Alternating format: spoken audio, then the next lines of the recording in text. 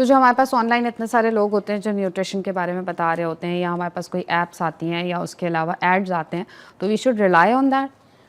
Not at all. देखिए इसके अंदर ये होता है कि क्रेडिबिलिटी आप चेक करते हैं। अगर कोई बंदा है, फॉर एग्जांपल हमारे यहाँ मसला ये कि हम लोग ब्लाइंडली ट्रस्ट कर लेते हैं, क्योंकि तस्वीर लगी हुई है भाई इस बंदे ने 25 केजी वजन कम कर लिया, 30 केजी बिफोर एंड आफ्टर देख के। यस, हम लोग ये नहीं देखते कि उसकी क्रेडिबिलिटी क्या है। सबसे पहले उसकी क्रेडिबिलिटी देखें, वो कहाँ से उसने पढ़ा है, क्या पढ़ा है, क्योंकि हमारे यहाँ ये कॉन्सेप्ट है ही नहीं। फॉर एग्जांपल अगर मैं अपनी बात करूँ, मैं अपनी जितनी भी चीज़ें बता दूँ किसी को, मैंने कुछ XYZ किया हुआ है, मैंने एमफिल कर रहा हूँ या मैंने ये किया हुआ है, मुझसे कोई कभी सवाल नहीं करता कि यार आपके सर्टिफिकेट्स कहाँ हैं या आप मतलब हमें दिखाएं प्रैक्टिकल पे, तो कोई कभी पूछता ही नहीं है। तो उन सबको, जितने भी ऑनलाइन लोग बैठे हैं, उनको पता है ये बात कि उनसे कोई पूछने नहीं वाला। उसका रीज़न ये है कि पाकिस्तान में इस तरह की कोई बॉडी काम नहीं करती है। जैसे फॉर एग्जांपल अगर कोई यूनिवर्सिटी है, उससे डिग्री लेती है, तो डिग्री HEC के पास जाती है, राइट? ऐसा ही है फिटनेस ट्रेनिंग के अंदर, इस तरह कोई इदारा काम नहीं करता, तो कोई भी कुछ भी क्लेम कर सकता है, आप उसको चेक नहीं कर सकते।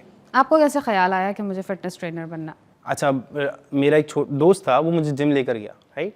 और जब जिम लेके गया तो मैंने बोला यार इन सब चीज़ों को पढ़ना भी तो ज़रूरी होगा, तो पढ़ कर देखते हैं। मैंने एक छोटा सा कोर्स किया, डिप्लोमा किया, उस वक्त ज़ियाउद्दीन यूनिवर्सिटी में होता था वो मैंने किया। उसके बाद आहिस्ता आहिस्ता फिर मुझे वो एक आई वॉज पैशनेट, और मुझे एक एडिक्शन हो गई पढ़ने की बहुत ज़्यादा, तो मैं फिर पढ़ता गया चीज़ों को, और उससे मतलब काफ़ी फ़ायदा हुआ मुझे। मैंने बहुत मल्टीपल कोर्सेज़ किए, और सिर्फ इस मकसद से किए कि अपनी नॉलेज बढ़ानी है, क्योंकि ऐसा ना हो कि कोई बंदा मुझसे सवाल करे और मैं उसको बोलूँ यार मुझे नहीं पता।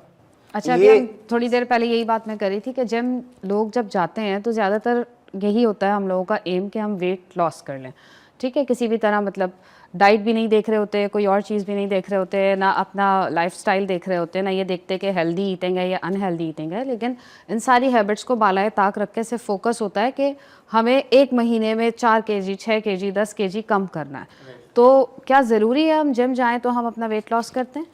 नहीं, देखें ज़रूरी नहीं है, क्योंकि देखें अगर आप कोई बंदा जा रहा है फिटनेस के लिए जा रहा है, तो सबसे पहले तो ये ज़रूरी है कि उसको पता हो कि फ़िटनेस की डेफिनेशन क्या है, फ़िटनेस कहते किसे हैं।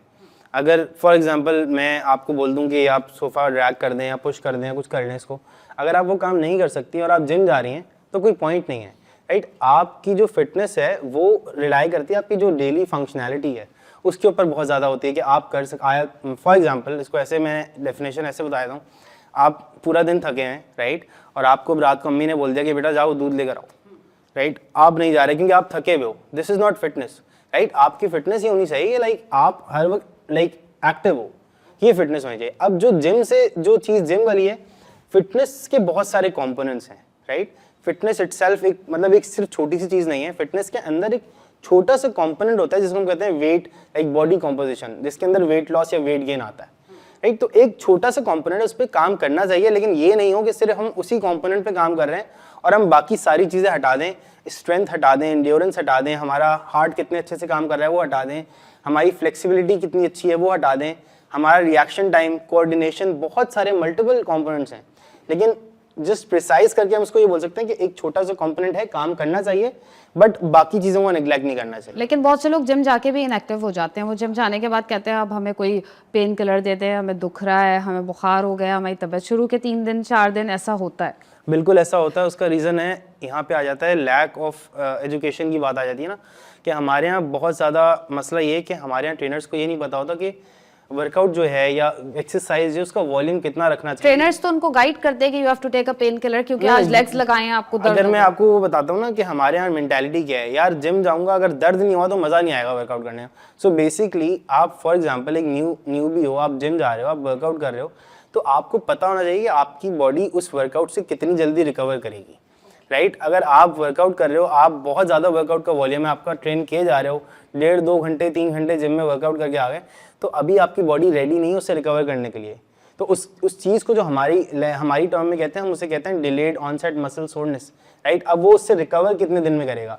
तो इसलिए ज़रूरी है कि आपको पता होना चाहिए कि एक जो बंदा आपके पास आ रहा है उसको कितनी ट्रेनिंग करवानी है, उसकी बॉडी इस लायक भी है कि उसको कितना इंटेंस वर्कआउट करवाना है। तो जो इंस्ट्रक्टर्स हमें कह रहे होते हैं कि आप पेन किलर्स ले लीजिएगा या अभी घर जाके बुखार हो जाएगा या तबीयत खराब होगी, तो फिर लोग जिम से भाग भी जाते हैं। देखिए इसके अंदर ये होता है कि एक इंस्ट्रक्टर का काम ही नहीं है आपको ये बोलना कि वो पेन किलर लो। आप एक इंस्ट्रक्टर के स्कोप ऑफ प्रैक्टिस के अंदर ये चीज़ नहीं आती। एक इंस्ट्रक्टर के स्कोप ऑफ प्रैक्टिस में ये चीज़ भी नहीं आती कि आप जाके अपना ब्लड वर्क करवाओ। आप उसको बोलोगे आपने जो है वो डॉक्टर के पास जाएं या आपका जो भी जनरल जीपी है उसके पास जाएं, उससे बोलें आपको ये सारे टेस्ट लिख कर दे और आप वो करवाएं। बहुत सारी ऐसी चीज़ें हमारे यहाँ ट्रेनर्स कर रहे होते हैं जो उनके स्कोप ऑफ प्रैक्टिस से बाहर होती हैं। अगर मैं आपको इंटरनेशनल उस चीज़ के ऊपर बताऊं तो एक जो ट्रेनर होता है वो ये भी नहीं बता सकता कि आपको न्यूट्रिशन में क्या चीज़ करनी है, क्योंकि उसके स्कोप ऑफ प्रैक्टिस में वो नहीं आता। लैक ऑफ अवेयरनेस है ना। अब वही वाली चीज़ है कि जो काम उसका है वो अच्छे से कर लो। हमारे यहाँ लैक ऑफ एजुकेशन है बहुत ज़्यादा है। उसका रीज़न ऐसा नहीं है कि उसका रीज़न सिर्फ ये है कि जो ट्रेनर्स भी है ना वो अवेयर नहीं है। अवेयर डेप्थ में नहीं जाते ना लोग, बस सिर्फ रिजल्ट देख के चले जाते। बस वो जिसने वेट लूज कर लिया वो भी ट्रेनर है, जिसने बॉडी बना ली वो भी ट्रेनर है। यहाँ पे मसला ये है कि एक एथलीट ट्रेनर बन जाता है, नॉट लाइक अब वो वाली बात है ना कि क्लास में बहुत सारे बच्चे होते हैं, हर बच्चा टीचर नहीं बन सकता। हो सकता है जो सबसे निकम्मा वो बन जाए। BMI कितना इंपॉर्टेंट होता है? BMI is not important at all. अब मैं इसका रीज़न आपको बताता हूँ कि BMI जो है ना अब आउटडेटेड हो गया कॉन्सेप्ट। ओके, आउटडेटेड क्यों हो गया कि BMI का जो फॉर्मूला है हमारे पास उसके अंदर वो चीज़ कैलकुलेट करता है वो वेट और हाइट कैलकुलेट करता है। आपकी बॉडी में कितना मसल मास है, कितनी बोन डेंसिटी है, कितना वाटर है, सारी चीज़ें वो हटा देता है। तो एक चीज़ के अंदर बहुत सारी चीज़ें आ ही नहीं रही तो वो बेसिकली इनएक्यूरेट आ जाता है। हमारे यहाँ अभी भी बहुत ज़्यादा इस्तेमाल होता है, बहुत सारी जगहों पे इस्तेमाल होता है, बट आउटडेटेड कॉन्सेप्ट है, उसके ऊपर हम रिलाई नहीं कर सकते।